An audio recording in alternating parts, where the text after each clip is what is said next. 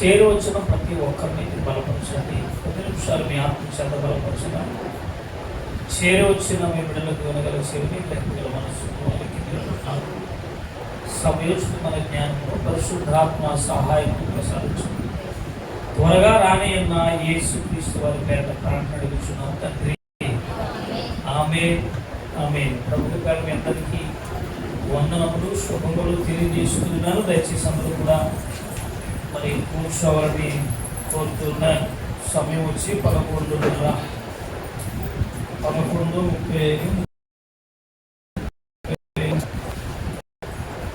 మరి చాలా సమయం ఉంది.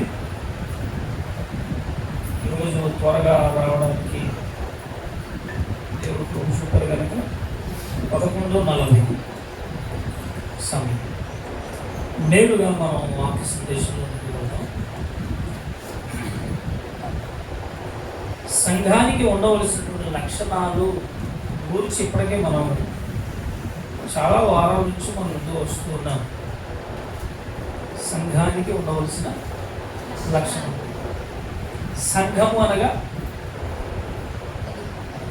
పొద్దున్న టిఫిన్ చేయలేదండి, టీ కూడా తాగలేదండి, ఉపవాసం ఉన్నామంటే ఫాస్టింగ్ అన్న వాళ్ళు చేయకండి.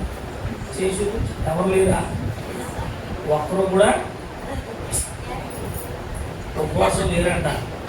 కానీ ఏదైనా అడిగామనుకోండి అలాగే వస్తున్నారన్నమాట. రైట్, మంచిది. అమ్మా ఈ పక్కంతా ఖాళీ అయిపోయిందండి, గాలి రాస్తుందా? అమ్మ కన్నా ఈ పక్కంతా ఖాళీ అయిపోయిందండి రా, గాలి వేసేస్తాం, ఖాళీ చేసి కిటికీలో వచ్చి. సరే సరే సరే, ముందు కూర్చుంటే బాగుంటుంది. ముందు చైర్స్ ఉన్నాయి కనుక ముందు కూర్చోండి, తర్వాత వచ్చిన వారికి వెనక ప్లేస్ ఇద్దాం. ఓకే, మంచిది. దయచేసి మనం నేరుగా వాక్య సందేశంలోకి ఉందాం. సంఘానికి ఉండవలసిన లక్షణాలలో ఇప్పటికే మనం చాలా విషయాలు వింటున్నాం. ఈ సందేశం ఇంకా మనకు పూర్తి కాలేదు. ఇప్పటికే గత 10-15 వారాల నుంచి నేను వింటూనే వస్తూ ఉన్నాం. అయితే మధ్యలో 2-3 వారాలు నాకు అవకాశం లేదు, ఆలస్యంగా రావడం వల్ల సమయం లేదు కనుక ఏదేమైనప్పటికీ దేవుడు మనకి ఇచ్చినటువంటి సమయం. అమ్మ లైట్లు అంటే ఏంటి పిల్లలు? లైట్లు వేసాడు, సీలింగ్ లైట్లు వేసి ఆదివారం ఒక రోజు కనుక 2 స్టెప్లు అది ఎమ్మగలిగింది. కరెంటు బిల్లు మనకు సంబంధం లేదు కనుక మనం ఏం చేయలేదు, వేసేయడమే. ఆదివారం ఒక రోజు సిగ్బాబు గారు కట్టుకున్న కరెంటు బిల్లు ఆయన మీద పెట్టేశాం. రైట్, మంచిది. ఇక సంఘానికి ఉండవలసిన లక్షణాలు. పెళ్లి కుమార్తె, కన్యక, భార్య. ప్రకటన గ్రంథంలో ప్రభు సెలవిచ్చినటువంటి మాటలను బట్టి మనం ధ్యానిస్తూ ఉన్నాం. సంఘము భార్యకు పోల్చబడింది, కన్యకకు పోల్చబడింది, పెళ్లి కుమార్తెకు పోల్చబడినది సంఘము అనగానే మనము ఏమంటే గుడిసే, రేకుల షెడ్డు, బిల్డింగ్, అపార్ట్మెంట్ కాదు. సంఘము అనగా మనమే, విశ్వాసులం.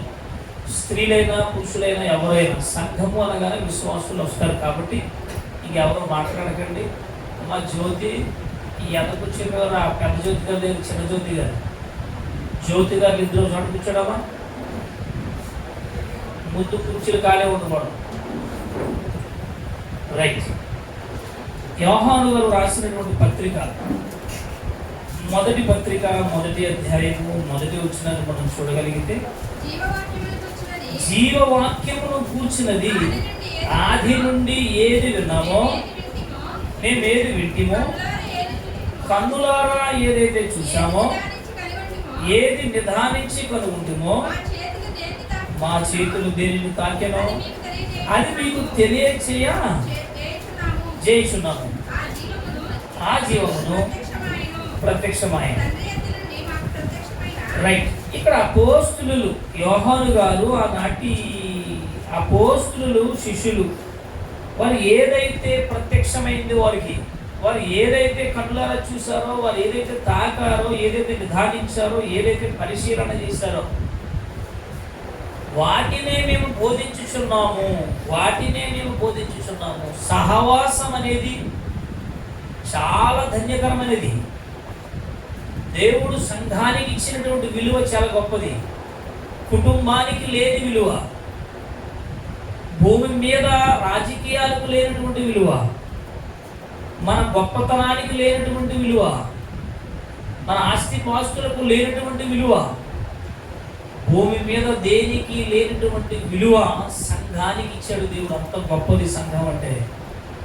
సంఘం అనగా చాలా విలువైనది, చాలా ధన్యకరమైనది. ఈ సంఘానికి దేవుడు ఎందుకు ఇంత ఆధిక్యత ఇచ్చాడు అంటే మనకు ముందు కొన్ని సందర్భాలు అర్థమవుతాయి. 7 సంఘాల వివరణలోనికి మనం వెళ్ళగలిగితే ప్రకటన గ్రంథం 11వ వచనంలో రాయబడినటువంటి సందర్భాలు 7 సంఘాల గురించి వివరణ మనం తర్వాత మాట్లాడుకుందాం. ఇప్పుడు ఆల్రెడీ మనం వెళ్ళేటువంటి సందేశం వేరు ఏమా రైట్. ఇక సహవాసం గురించి మనం మాట్లాడుతూ అపోస్తుల యొక్క సహవాసం చాలా గొప్పది. సంఘ సహవాసం చాలా ఉన్నతమైనది, చాలా ఆధిక్యత కలిగినది, అర్హత కలిగినది, గొప్పదై ఉన్నది. కాబట్టి దేవుడి వల్ల ఇప్పటికే మనం పెళ్లి కుమార్తె గురించి మనం మాట్లాడుకున్నాం, పెళ్లి కుమారుడు గురించి మనం మాట్లాడుకున్నాం. ఇప్పుడు పెళ్లి కుమారుడు అనగానే జాను దివ్య అనుకుంటారు. మా కోసం మేము లేకుండా మాట్లాడుకున్నారా అన్నట్టు చూస్తున్నారు వాళ్ళు. మేము లేనప్పుడు మా కోసం ఎలా మాట్లాడుకున్నారు అని చూస్తున్నారు. సో ఎవరో జాను దివ్య. కాబట్టి సంఘం గురించి మనం మాట్లాడుకుందాం. పెళ్లి కుమార్తె కన్యక భార్య ఉండవలసినటువంటి అర్హతలు, వరుడుగా ఉన్నటువంటి యేసుక్రీస్తు వారి కూర్చున్నటువంటి వివరణ ఇప్పటికే చాలా విషయాలు మనం విన్నామా? శ్రీ విద్య, శ్రీధరణి. ఇక సామెతల గ్రంథము 11వ అధ్యాయం 22వ వచనంకి మరొక కోణంలోకి మనం వెళ్దాం. కోణము అనగానే సంఘానికి ఉండవలసిన లక్షణాలలో ఇప్పటికీ చాలా విషయాలు మనం విన్నాం. సంఘం ముడతైనను, కలకమైనను, మచ్చైనను, దాగైనను, మరి ఏదైనాను సంఘానికి ఉండడానికి వీల్లేదు అన్నారు ప్రభు. ఇక నెక్స్ట్, సంఘములో లోకపు విషయాలు మనం సంఘములోనికి తీసుకుని రాకూడదు. లోకములో ఉన్నటువంటి వారి వలె మనం ఉండడానికి వీల్లేదు. అంటే స్త్రీ కన్యక, పెళ్లి కుమార్తె ఎలా అలంకరించబడాలో ఇప్పటికి చాలా విషయాలు మనం వింటూ వచ్చాం. ఇక కన్యకగా, సంఘముగా, సంఘానికి ఇంకేం లక్షణాలు ఉండాలో మరికొన్ని విషయాలు ప్రభు మనకి నేర్పిస్తూ ఉన్నాడు. ఆ విషయాలలో ఒక సందర్భాన్ని మనం ఈరోజు ధ్యానించబోతున్నాం. ఏంటి ఈ సందర్భం? ఇక సంఘానికి ఇంకేం ఉండాలి? సంఘం కలంకం లేనిదిగా ఉండాలి, ముడత మచ్చ లేనిదిగా ఉండాలి. సంఘము ఎటువంటి లోకాచారాలకు చోటు ఇవ్వకుండా ఉండాలి. ఇంకెలా ఉండాలి? సంఘము నిందింపబడినదిగా ఉండకూడదు, సంఘం అపవిత్రతకు చోటు ఇవ్వకూడదు, సంఘం అపవాదికి చోటు ఇవ్వకూడదు. ఇలా మనం మాట్లాడుకుంటూ ఎన్నో విషయాలు మనం ప్రభు మనకి బోధించినటువంటి విషయాలు విన్నాం. ఇక ఇంకెలా ఉండాలి? భార్యగా ఒక భార్య ఎలా ఉండాలో ఆ భార్యకి తెలుసు, భర్త ఎలా ఉండాలో ఆయనగా తెలుసు, పిల్లలు ఎలా ఉండాలో తల్లిదండ్రులు నేర్పాలి. వయసు వచ్చే వరకు, వారి యమన దశకు వచ్చే వరకు, వారికి జ్ఞానోదయం వచ్చే వరకు తల్లిదండ్రుల బాధ్యత ఏంటంటే పిల్లలకు బోధించాలి, వాళ్ళకి నేర్పించాలి. అరే నువ్వు ఇలా ఉండాలి, ఇలా మాట్లాడాలి, ఎక్కడికి పడితే అక్కడ వెళ్ళకూడదు, ఎవరితో పడితే వాళ్ళతో స్నేహం చేయకూడదు. తల్లిదండ్రులు నేర్పించాలి. ఇప్పుడు సంఘానికి ప్రభు నేర్పిస్తున్నటువంటి సందేశం ఇది. ఇక సంఘానికి ఉండవలసిన లక్షణాలు, సంఘం ఎలా ఉండాలి అని మనం ఆలోచన చేస్తే ఇంకే లక్షణాలు కలిగి ఉండాలో మనం చూడగలిగితే సామెతల గ్రంథం 11వ అధ్యాయము 22వ వచనాన్ని మనం చూడగలిగితే, వివేకము లేని సుందర స్త్రీ పంది ముక్కునున్న బంగారు కమ్మి వంటిది. చాలండి. ఇక్కడ స్త్రీ కనబడుతుంది, పంది కనబడుతుంది, ఇంకేం కనబడదే? బంగారు కన్ను కనబడుతుంది. అంటే స్త్రీకి ఉండవలసినటువంటి గుణగణాలలో ఎంత వివరంగా చెబుతుందండి బైబిల్. వివేకము లేని సుందర స్త్రీ. సుందరం అందమైందే, అందమైనటువంటి స్త్రీయే. సంఘం బాగుంది, సంఘం చాలా చక్కగా ఉంది. కానీ ఆ స్త్రీకి ఏం లేదా? సంఘానికి వివేచన, వివేకమా వివేచన? వివేకం లేదంటే కనీసం బుర్రా బుద్ధి జ్ఞానం అనేది లేదన్నమాట మన భాషలో చెప్పుకోవాలంటే. సంఘం బాగుంది, సుందర స్త్రీ, సంఘం కన్యక బాగుంది,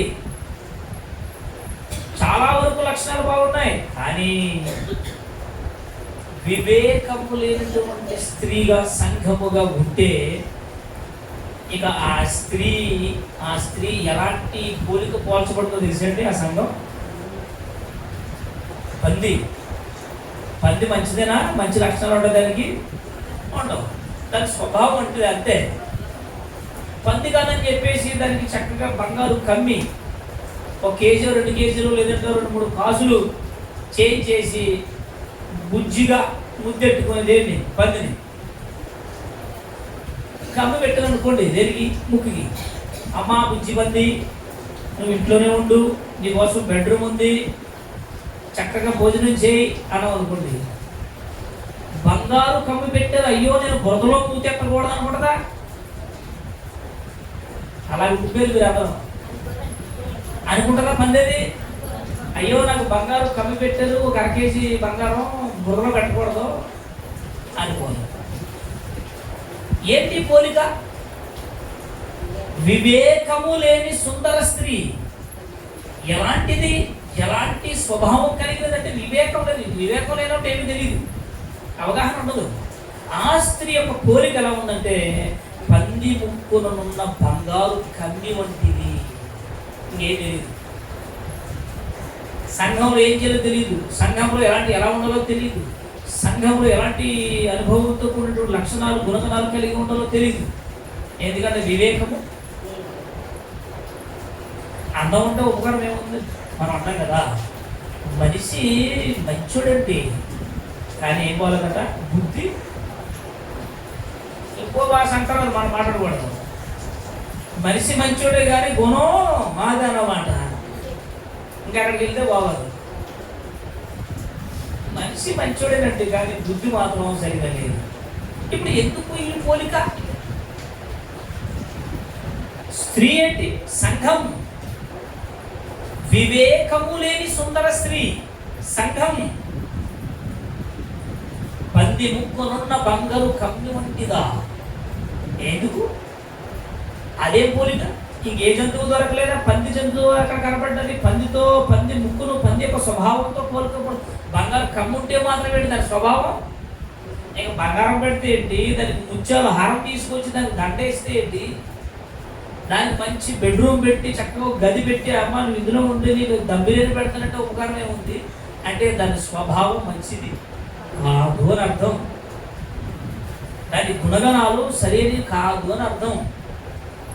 అలానే సంఘం గురించి మాట్లాడుతూ ఇలాంటి పోలికతో దేవుడు మనల్ని హెచ్చరిస్తున్నాడు అని అర్థం. సంఘముగా ఇలాంటి పోలికలలోనికి మనం వెళ్ళకూడదు. 24వ వచనానికి రండి.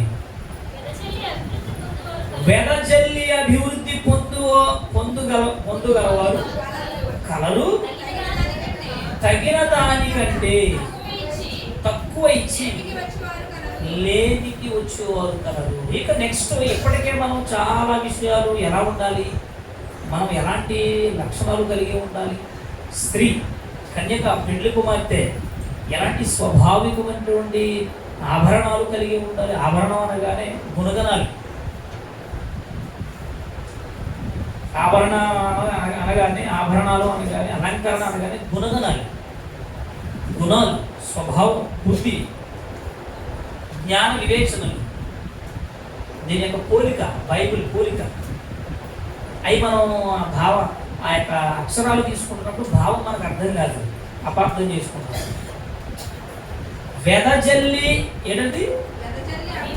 వెదజల్లి అభివృద్ధి పొందువారు కలరు, తగిన దానికన్నా తక్కువ ఇచ్చి పేదలైపోయిన వాళ్ళు ఉన్నారు. ఏంటిది అని మనం ఆలోచన చేస్తే సంఘానికి మరొక లక్షణం ఉండాలి.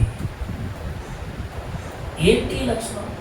సంఘానికి కన్యకగా పెండ్లి కుమార్తెగా ఉన్నటువంటి ఈ సంఘానికి అలంకరణటువంటి మరొక లక్షణం ఏంటి? ఆ లక్షణం అనగానే దేవునికి ఇవ్వడంలో కొన్ని లక్షణాలు కలిగి ఉండాలి. ఎలా? దీని వివరణ మీకు పూర్తిగా ఇస్తాను నేను. ఇప్పుడు కాకపోయినా 2 వారమైనా 3వ వారమైనా దీని వివరణ పూర్తిగా ఇస్తాను. దీన్ని అపార్థం చేసుకోకుండా జాగ్రత్తగా ఉండండి. ఎందుకంటే ఇందులో ఈ యొక్క సందేశంలో వచ్చినటువంటి లక్షణాలు ఇవి, వచ్చినటువంటి ఒక సందేశం, ఇది సబ్జెక్ట్, ఇందులో ఉన్నటువంటి భావం. ఏంటంటే ఏం చేయాలంటే వాళ్ళు వెదజల్లి అభివృద్ధి పొందిన వారు ఉన్నారు, ఒకళ్ళకి అవకాశం ఉన్నా ఇవ్వకుండా పేదవాళ్ళు అయిపోతున్నారు. దేనికోసం మాట్లాడాడు? అది వాక్యం గురించి అనుకోండి, దేవుని విషయంలో అనుకోండి, సంఘం విషయంలో అనుకోండి, ఏ విషయంలో అనుకోండి, దేవుడు చెప్పింది నిజం, వాస్తవం. ఇక వెదజల్లడం గురించి మాట్లాడుతున్నాడు, అభివృద్ధి గురించి మాట్లాడుతున్నాడు. అది వాక్యమా లేదంటే దేవుడి విషయంలో మనం ఏదైనా ఇచ్చి పుచ్చుకున్నటువంటి వాటి గురించి మాట్లాడుతున్నాడు అంటే ఎస్, అభివృద్ధి గురించి మాట్లాడుతున్నాడు, వెదజల్లడం గురించి మాట్లాడుతున్నాడు. ఒక సంఘం దగ్గరికి వెళ్ళి ఆ సంఘం ఏం చేసిందో కొన్ని విషయాలు మనం చదువుకుందాం, సమయం ఉంది కనుక. ఈరోజు మీకు మంచి టైం ఉంది. కొరింథీయులకు రాసినటువంటి 2వ కొరింథీ పత్రిక 8వ అధ్యాయంని మనం తీయగలిగితే మొదటి నుండి ప్రారంభ వచనం నుంచి మనం చదువుకుంటూ వెళ్దాం. దయచేసి అందరూ కూడా తీయండి, బైబిల్ తెరవండి. ఇప్పుడు సంఘానికి ఇంకేముండాలి? ఏముండాలి లక్ష్యం? పిల్లలకి ఎన్నో చెప్తూ ఉంటావు, ఇగో అమ్మా నువ్వు ఇలా ఉండాలి, నువ్వు ఆడపిల్లవు కదా ఇలా ఉండాలి, నువ్వు మగపిల్లడు కదా ఇలా ఉండాలి, నీకు ఇంకా జ్ఞానం రాలేదు, నీకు ఇంకా తెలివితేటలు రాలేదు, నీకు ఇంకా వయసు రాలేదు, నువ్వు ఎలా ఉండాలి, నువ్వు ఎలా ఉండాలి, నువ్వు ఎలా ఉండాలి. బా ఎన్ని నేర్పిస్తామో పెద్దలు పిల్లలకు తెలియజేస్తూ ఉంటారు. అదే మనం ఎలా ఉండాలమ్మా? దేవుడు సంఘానికి నేర్పిస్తున్నటువంటి లక్షణాలు ఇవి. ఎప్పుడు చూద్దాం. కొరింథీయులకు రాసిన 2వ కొరింథీ పత్రిక 8వ అధ్యాయం ప్రారంభం వచ్చినట్టు రండి, అందరూ తీయండి అమ్మా. సహోదరులారా, మాసిధోనియా సంఘములకు, అది ఏ సంఘమో చెప్పండి? అది మాసిధోనియా సంఘము. మాసిధోనియా సంఘములకు అనుగ్రహింపబడి ఉన్న సంఘములకు అనుగ్రహింపబడి ఉన్న దేవుని కృపను గూర్చి మీకు చెప్పుచున్నాను. ఎందుకంటే మాసిధోనియా సంఘం పరిస్థితి బాలేదు, వారి పరిస్థితి బాలేదు. ఏమైంది వాళ్ళకి అని అంటే వారు బహుశ్రమలో ఉన్నారు. ఎలా ఉన్నారు? బహుశ్రమలో ఉన్నారు. వారు బహుశ్రమల వలన పరీక్షింపగా, ఇక్కడ మనం ఆలోచించేద్దాం జాగ్రత్తగా, కొన్ని విషయాలు జాగ్రత్తగా వినండి. మాసిధోనియా సంఘం 2వ కొరింథీ పత్రిక 8వ అధ్యాయం మొదలు, సహోదరులారా, మాసిధోనియా సంఘమునకు అనుగ్రహింపబడి ఉన్న దేవుని కృపను గురించి. ఏమంటే దేవుని కృప ఉన్నప్పుడు, దేవుని కృప అనుగ్రహింపబడి ఉన్నప్పుడు వారికి శ్రమలు ఎలాగొస్తాయి? వింటున్నారా?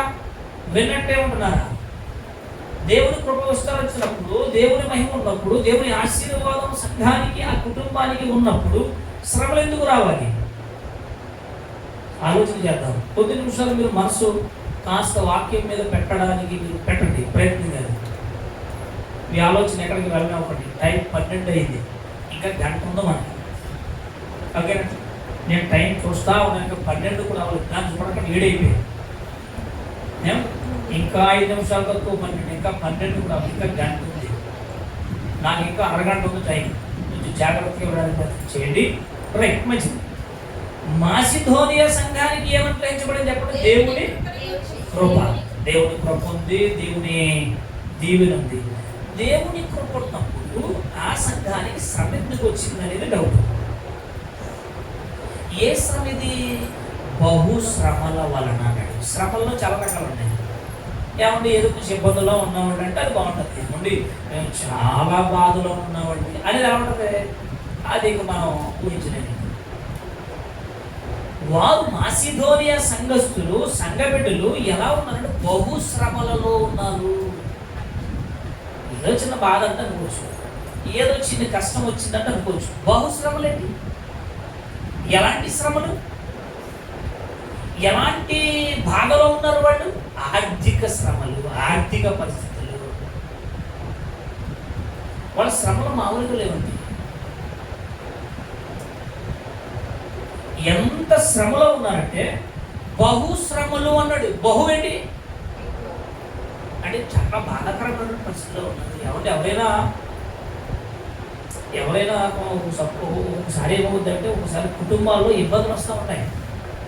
చేతులు డబ్బులు ఉండవు, ఎవరెవరు అప్పుడున్నా దొరకదు, ఏం చేయాలో తెలియదు, చాలా ఇబ్బంది అయిపోతుంది. ఒక్కొక్కసారి ఇంట్లో గడవడానికి కూడా ఇబ్బంది అయిపోతుంది. ఒకవేళ ఎవరినైనా అప్పు అడుగుదామా, ఇప్పటికే అప్పులు చేసేస్తున్నాం, ఎవరిని అడుగుతాం, అప్పు ఎవరు ఇస్తారు? ఒకవేళ అప్పు చేసినా మరలా తీర్చాలి కదా. ఒక్కొక్కసారి అంటే ఇంట్లో చాలా పేదరికం వచ్చేస్తుందండి. ఒక్కోసారి ఆహారం కూడా భోజనం చేయడానికి డబ్బులు లేనటువంటి పరిస్థితులు కూడా ఉంటాయి. ప్రతి మనిషికి ఉంటుంది, ప్రతి కుటుంబానికి ఈ యొక్క పరిస్థితులు ఎదుర్కోవాల్సి ఉంటుంది. బహుశ్రమలేంటి? సరే బహుశ్రమలు చాలా కష్టం. కనీసం పని లేదండి, చేతిలో పని లేదు, ఎవరైనా పనికి వెళ్తా ఉంటే ఇప్పుడు డబ్బులు తెచ్చుకుందామంటే, భార్య పిల్లలు పెంచుకుందామంటే పని లేదు, డబ్బులు లేవు, అప్పులు అయిపోయాయి, ఇబ్బందులు ఉంటాయి, చాలా కష్టం. ఎలా? ఒక వైపు నుంచి ఈఎంఐలు కట్టాలి, ఒక వైపు నుంచి ఏమో వారానికి ఇద్దరు ముగ్గురు వస్తారు, ఏమో సీటీ వాళ్ళు వస్తారు, డబ్బులు కట్టాలి వాళ్ళకి. ఒక వైపు నుంచి ఏమో కుటుంబంలో ఇంట్లో చూస్తే ఏమీ గడవట్లేదు. అబ్బా ఎంత కష్టపడి, కనీసం చేతిలో జేబులో డబ్బులు కూడా లేవండి, ఎవరి చివరు లేరండి. బహుశ్రమలు. ఏ శ్రమలు? ఇది ప్రతి మనిషి ఎదుర్కొంటాడు.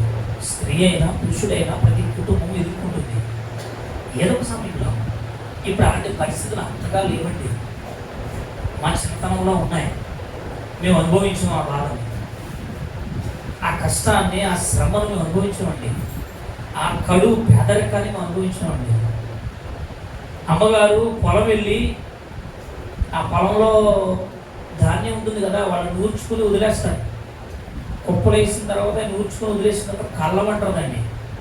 వాళ్ళన్నీ ధాన్యం అంతా పట్టుకెళ్ళిపోయిన తర్వాత అమ్మగారు, మా పెద్దమ్మగారు, ఇంచుమించు వాళ్ళకు ముగ్గురు తోడుకోడళ్ళు, వాళ్ళకు నలుగురు స్త్రీలు కలిసి గంప పట్టుకుని, చాట పట్టుకుని, చీపురు పట్టుకుని ధాన్యం తుడుచుకోవడానికి వెళ్ళేవారు.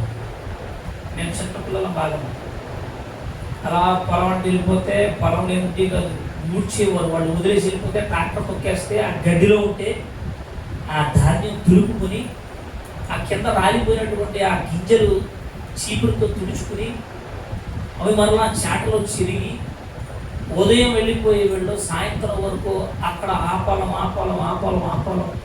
ఏరి అది చిరిగి ఇంటికి తీసుకుని వచ్చి సాయంత్రం 5 గంటలకి అక్కడ కిరాణా కొట్టు దగ్గర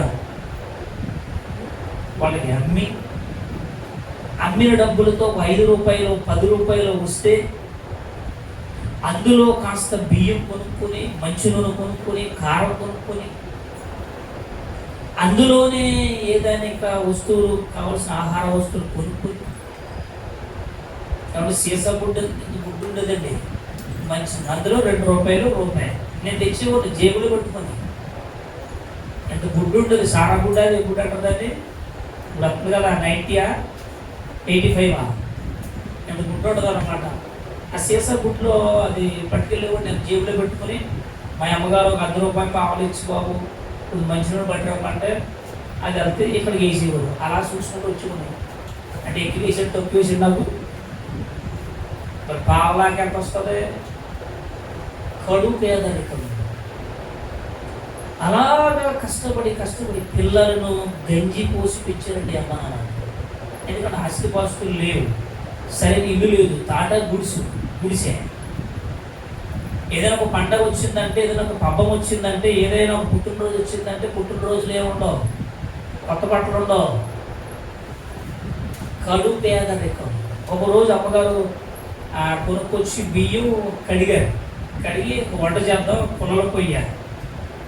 వంట చేద్దామని చెప్పి బియ్యం కడిగి, ఈయనేమో మాకు దొరికివాడు కాదు, ఎవరో పుల్లగట్ట ఆయన, ఆడు కూడా వెళ్ళిపోడు, చిన్నోడు కదా, అంతా పెద్దోడిగా ఉంటుంది బాధ అంతా.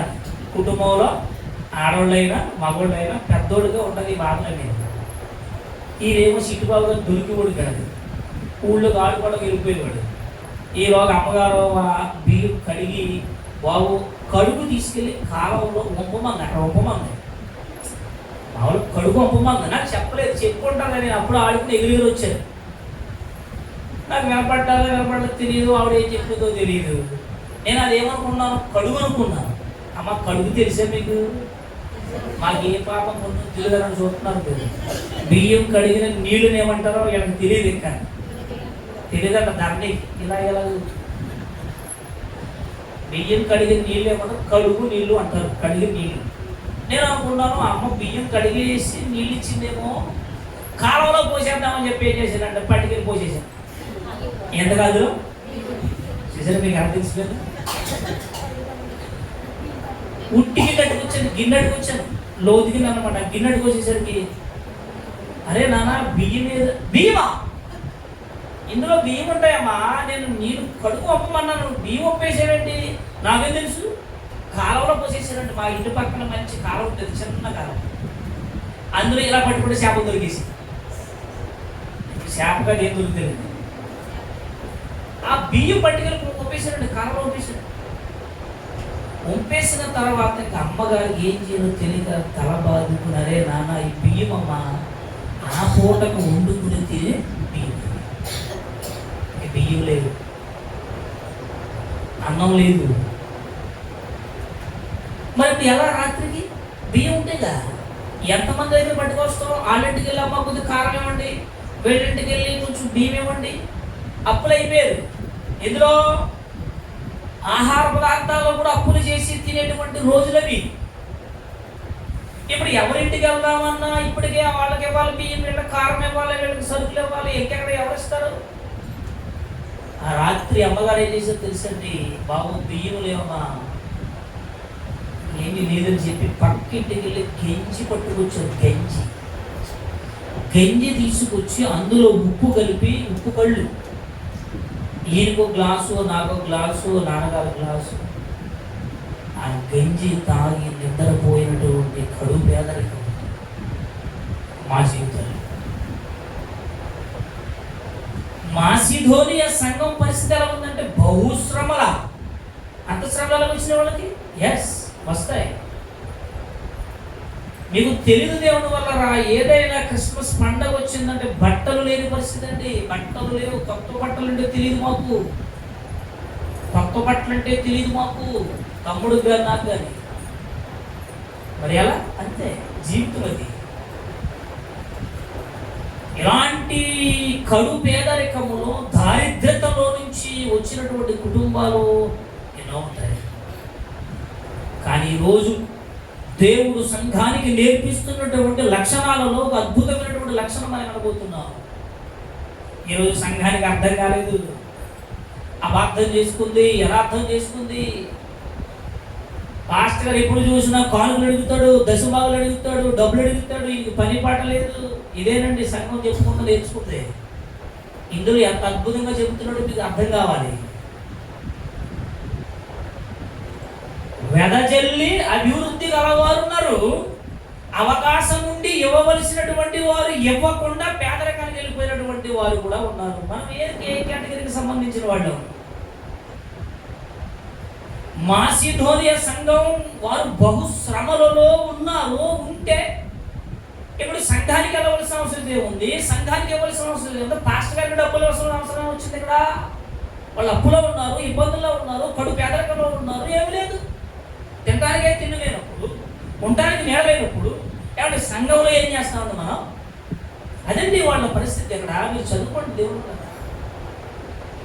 మాసిధోనియ సంఘం బహు శ్రమలలో ఉన్నప్పటికీ, ఇప్పుడు చెప్పండి అమ్మా, బహు శ్రమల వలన పరీక్షింపబడగా. ఈ సంతోషం ఏంటండి? సంతోషం ఏంటండి? శ్రమలో తినడానికి తిండి లేదు, ఉండడానికి ఇల్లు లేదు, కట్టుకోవడానికి బట్టలు లేవు, అప్పులు పాలు అయిపోయింది, ఆదాయం లేదు, పరిస్థితులు బాగాలేదు. సంతోషం ఏంటండి? మా అమ్మగారు నాన్నగారు మేము ఎప్పుడు సంతోషిస్తుండే వాళ్ళు. గంజి తాగి, కష్టం అంటే బాధ అంటే తెలియదు మాకు, గంజి తాగి సంతోషించాం. ఇలాంటి వాళ్ళు సంఘములో మీలో ఉన్నారు, ఎందరో ఉన్నారు. పెద్దలు ఉన్నారు, వృద్ధులు ఉన్నారు, వాళ్ళకు ఉంది అనుభవాలు. ఎవరిని కాదనలేదు మనం దేవుడు వల్ల. కానీ దేవుడు మనకు నేర్పిస్తున్న పాఠం ఏంటో తెలుసా? సంఘానికి ఉండవలసిన లక్షణాలు ఏంటో తెలుసా? వారు బహు శ్రమలలో ఉన్నప్పటికీ శ్రమలో సంతోషం ఏంటంటే నాకు అర్థం కాదు. ఏమంటే మన పరిస్థితి బాగాలేదండి, ఎవరైనా వచ్చి అరే కాసేపు డ్యాన్స్ చేద్దాం రమ్మని అనుకుంటే ఏమంటాం? కనీసం బుర్ర ఉండాలి. ఇంట్లో తినలేక నేనుంటే నువ్వేట్రా డ్యాన్స్ చేయమంటున్నావు? పాప అవతల అందరి కుటుంబాలు బాగున్నాయి, మా కుటుంబం బాగాలేదు, మేమేదో దరిద్రంలో మేముంటే మాకు సంతోషం ఎక్కడ ఉంది? సంతోషాలు ఏముండవు.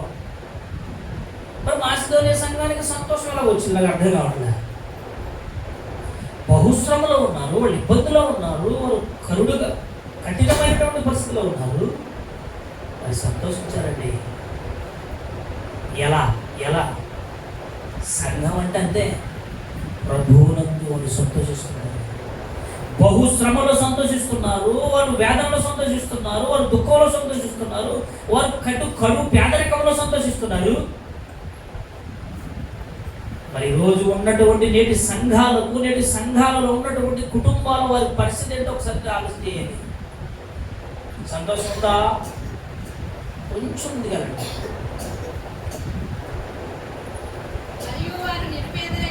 మరియు వారు ఎవరట? నిరుపేదలైనను వారు దాతృత్వం విస్తరించిందా? పేదరికంలో దాతృత్వం ఏంటంటే ఏమంటే నా చిన్నప్పుడు ఇలాంటి టైంలో నాన్నగారు మిషన్ కుట్టేవారు.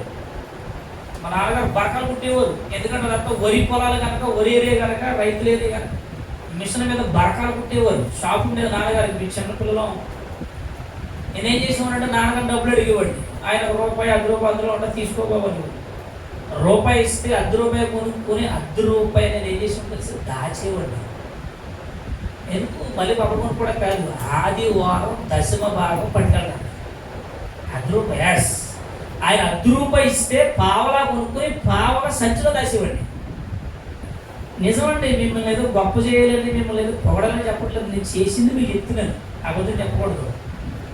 సేవకుడు 10 రూపాయలు ఇస్తే పావలా కొనుక్కుని పావలా దాచేసేవాడు. లేదనుకో కనీసం ఒక 5 పైసలు 10 పైసలు దాచేవాడిని.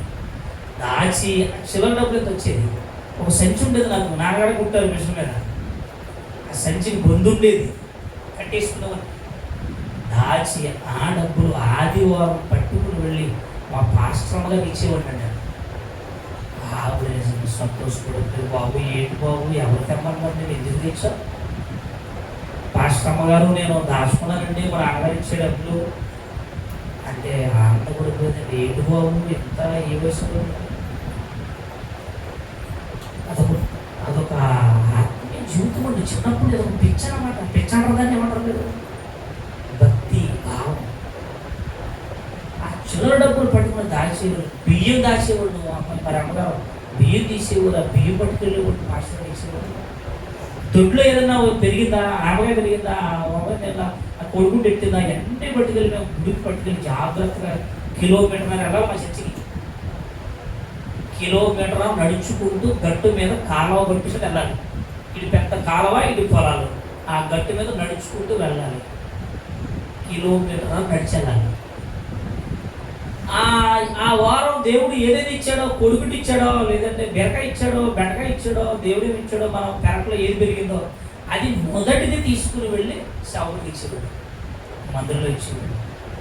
నేను దాచిన ఈ చిల్లర డబ్బులంతా వారం అంతా దశమ భాగాలు దాచుకుని పట్టుకుని ఇచ్చి ఉండండి. అది నాకు చిన్నప్పటి నుంచి బాగా అలవాటు. ఎప్పటికదే పరిస్థితి.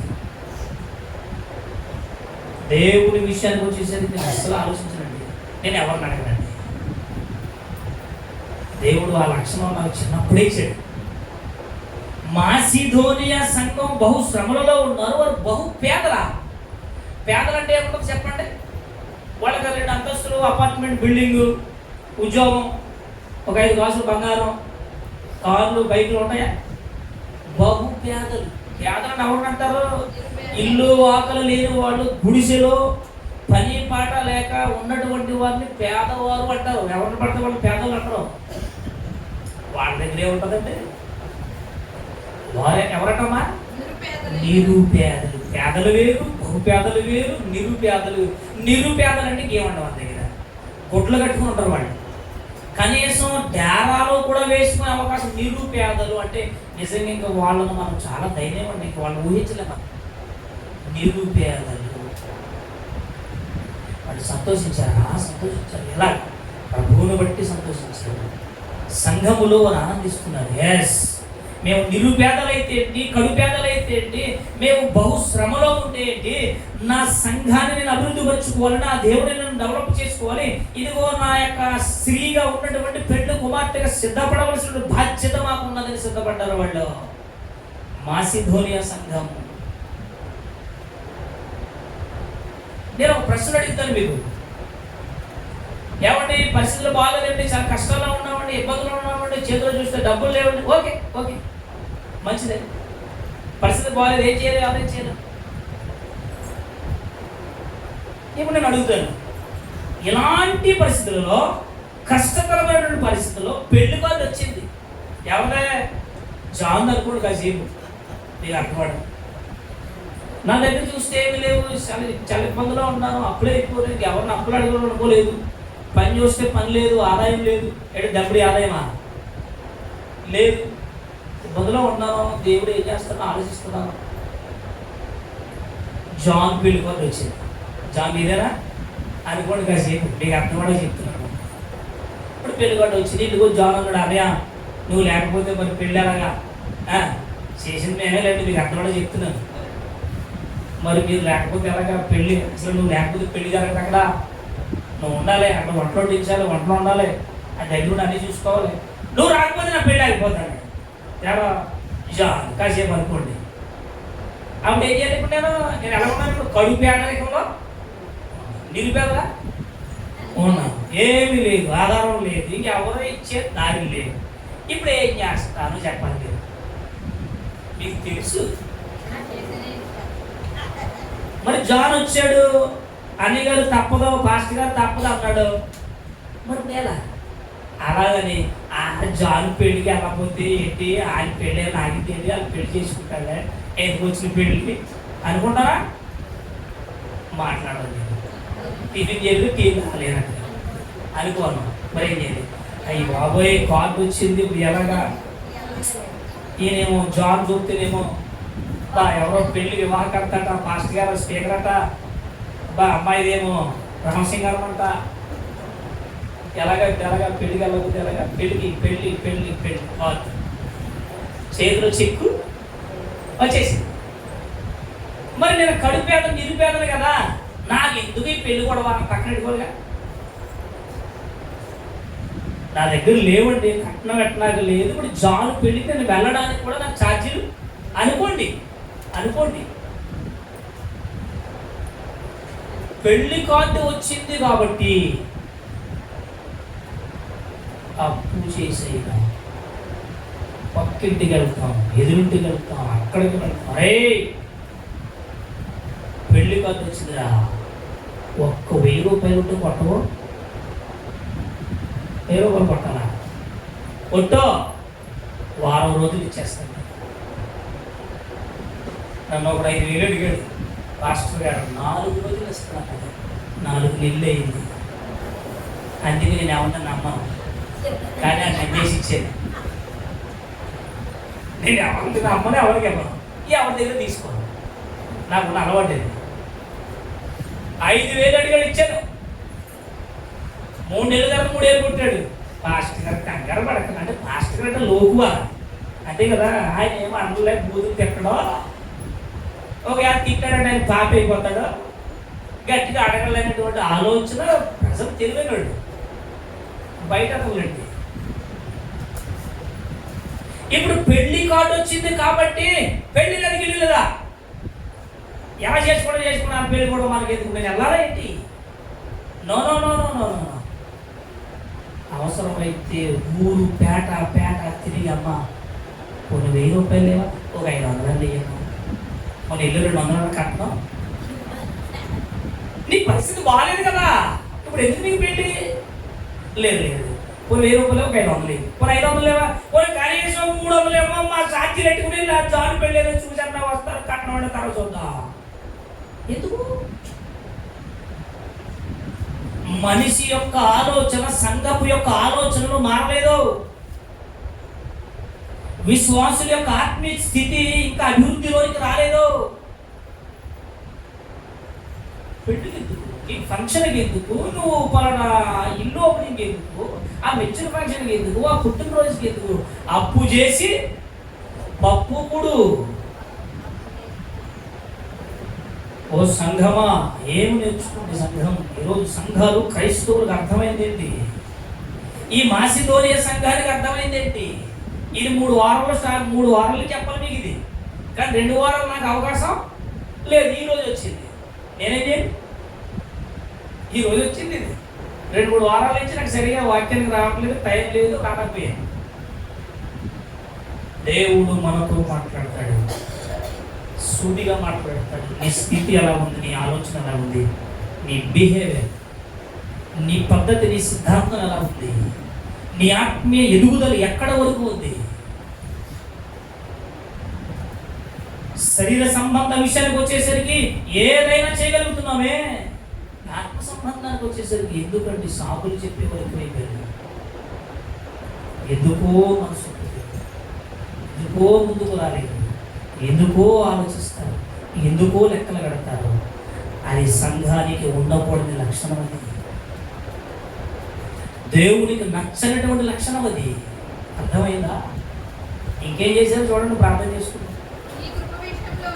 ఏ కృప విషయములోను పరిశుద్ధుల కొరకైన పరిచర్యలోను పాలు పొందు విషయములోను మనవపూర్వకముగా మమ్మల్ని వేడుకొనుచు వారు సామర్థ్యం లేదు వాళ్ళకి పరిస్థితులు బాగాలేదు కష్టంలో ఉన్నారు ఇబ్బందులో ఉన్నారు. ఎవరు? మాసిదోనియా సంఘం.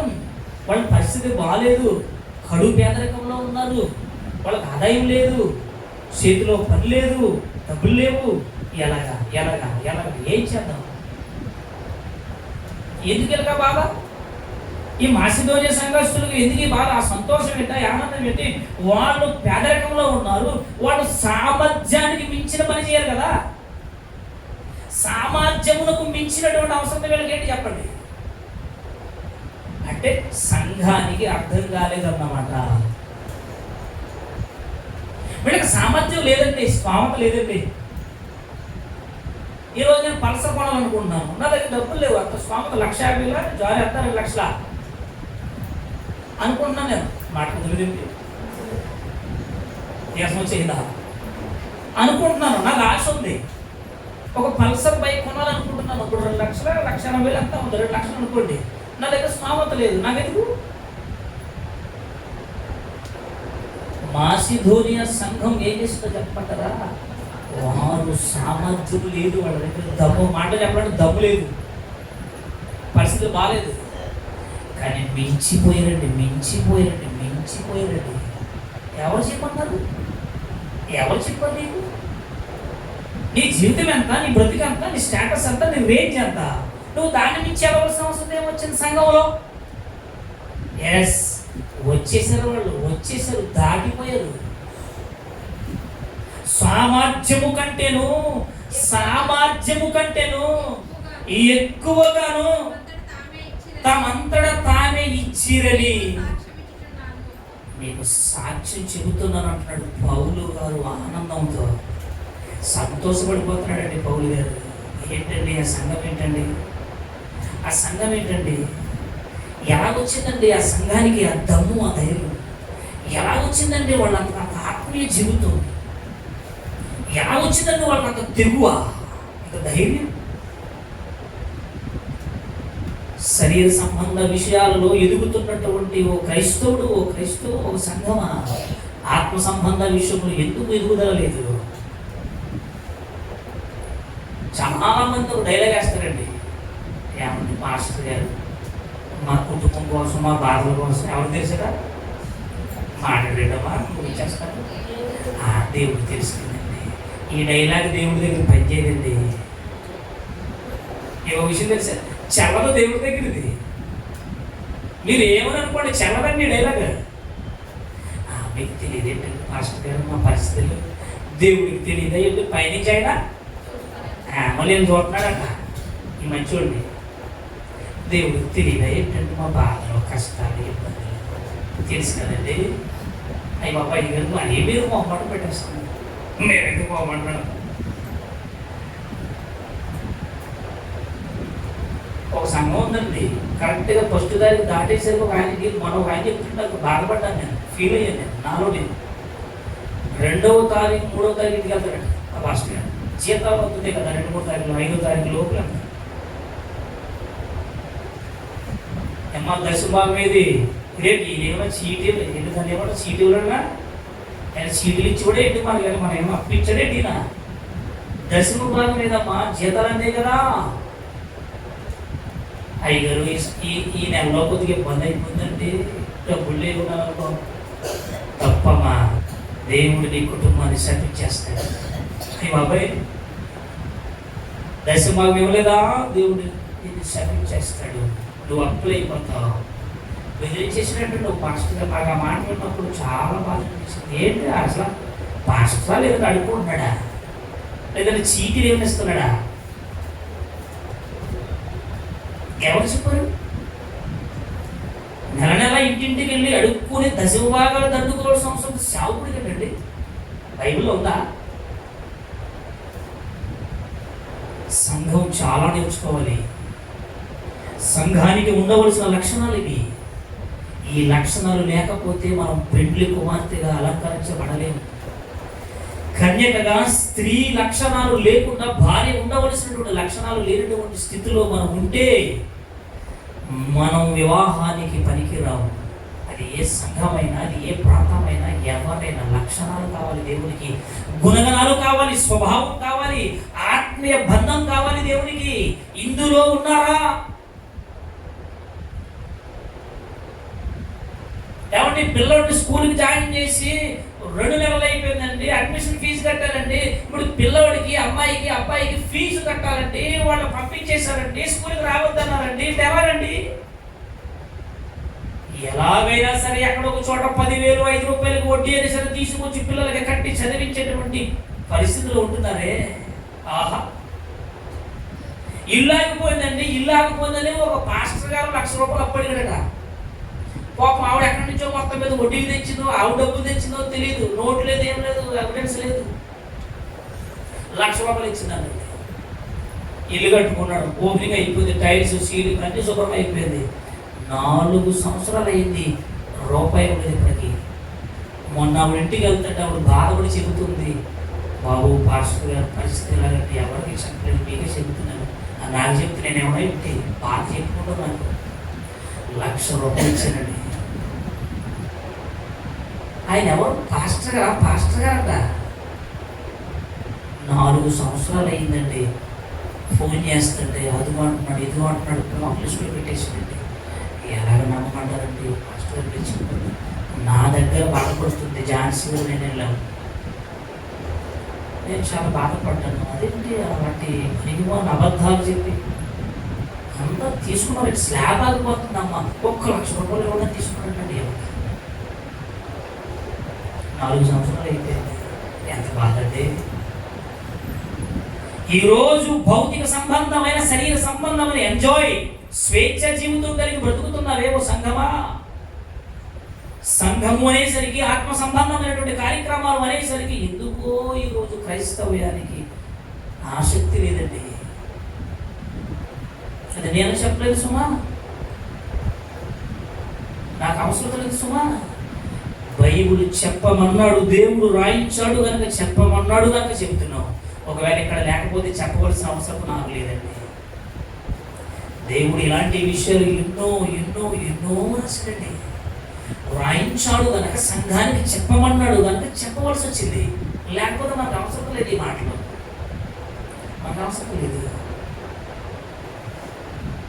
ఈరోజు ప్రతి ఒక్క అవసరం తీర్చుకున్నటువంటి ఈరోజు క్రైస్తవ సంఘం ఎక్కడ చూడండి, ఎందుకు ఆత్మ సంబంధ విషయం అనేసరికండి ఎందుకు ముందుకు రాలేనటువంటి బలహీనతలు ఉండిపోయింది ఈరోజు సంఘాలు, సంఘ విశ్వాసులు, కుటుంబాలు. ఏ కార్యక్రమం ఆగదు, ఏ పని ఆగదు, ఆహారం తినడం ఆగదు, ప్రయాణాలు ఆగవు, స్కూల్ ఫీజులు ఆగవు. కానీ ఎందుకు దేవుని పని ఆగిపోతుంది, దేవుని పని ఆగిపోతుంది. వాయ్ కారణం ఏంటి అంటే నీకు ఇంకా దేవుని లక్షణాలు తెలియదన్నమాట. తెలిసినా నువ్వు పట్టించుకోలేని స్థితిలో ఉన్నావు అన్నమాట. ఎందుకు దీవించాలి, ఎందుకు నిన్ను భార్యగా స్వీకరించాలి, ఎందుకు నిన్ను పెళ్లి చేసుకోవాలి, ఎందుకు నిన్ను ఆ మహాలోకమైనటువంటి పరలోకం నిన్నెందుకు తీసుకుని వెళ్ళాలి. ప్రార్థన చేసుకుంటాం, టైం అయిపోయింది. మిగిలిన సంగతులు వచ్చి ఎవరు మాట్లాడుకుందాం. పరిశుద్ధుడ, జీవాధిపతి, గొప్ప దేవ, కనికర సంపన్నుడు, మాకు అద్భుతమైనటువంటి మీ మాటలు ఆత్మ సంబంధమైనవి, విశ్వాసానికి ఎదుగుదలగా అత్యవసరమైన మాటలు. మేము పెళ్లి కుమార్తెగా సిద్ధపడాలని మీరు కోరుకుంటున్నారే. ముడత, మచ్చ, కలక్క, ముడ్డాలు, ఇదిగో నాయన మేము నాయన మీకు విరోధమైనటువంటి ఈ పనులు చేయకూడదని ఎన్నో ఎన్నో ఎన్నో ఎన్నో సంగతులు బోధిస్తున్నారే, నేర్పిస్తున్నారు. ఎందుకో మారలేని స్థితిలో ఉంటున్నాం, బలపడలేని స్థితిలో ఉంటున్నాం, బలహీనులుగానే ఉంటున్నాం, ఆలోచించలేని వివేకము లేనటువంటి సుందర స్త్రీవులే ఉంటున్నామేమో. నాయన మేము వివేచించే వరకు కావాలి. మీ పరలోకపు జ్ఞానంతో మమ్మల్ని నింపండి. మేము భార్యగా, పెళ్లి కుమార్తెగా సిద్ధపడాలని మీరు కోరుకున్నారే. మేము ఇంకా సిద్ధపడలేనటువంటి స్థితిలో ఉంటున్నాము, ఎదురు చూడలేని స్థితిలో ఉంటున్నాం, బలపడలేని స్థితిలో ఉంటున్నాం, అభివృద్ధి పొందలేని స్థితిలో ఉంటున్నాం, ఆత్మీయ జీవితంలో బలహీనులుగా ఉంటున్నాం. మీ వాక్యము ద్వారా ఎన్నో హెచ్చరిస్తున్నారే. హెచ్చరించినప్పటికీ వినలేని స్థితిలో ఉంటే మేము బలహీనులమే, మేము ఆత్మ సంబంధమైనటువంటి వారు కాము. మీ వాక్యము ద్వారా ఎప్పటికప్పుడు హెచ్చరిస్తున్నారు, సరిచేస్తున్నారు. అయ్యా వాటిని మేము అపార్థం చేసుకోనక అర్థం చేసుకుని, అయ్యో నిజమే కదా, భార్య ఉండవలసిన లక్షణాలు ఎలా ఉండాలో దేవుడు మనకు నేర్పిస్తున్నప్పుడు నేను నేర్చుకోవాలి, నేను ఫాలో అవ్వాలి, నేను అనుసరించాలి, ఆచరించాలి అనేటువంటి ఆత్మ సంబంధమైన జ్ఞానాన్ని సంఘానికి అనుగ్రహించమని తదుపరి రాక్షస కార్యక్రమంలో తోడుకున్నామని క్రీస్తు పేరును ప్రార్థిస్తున్నాము తండ్రి. ఆమేన్. అందరికీ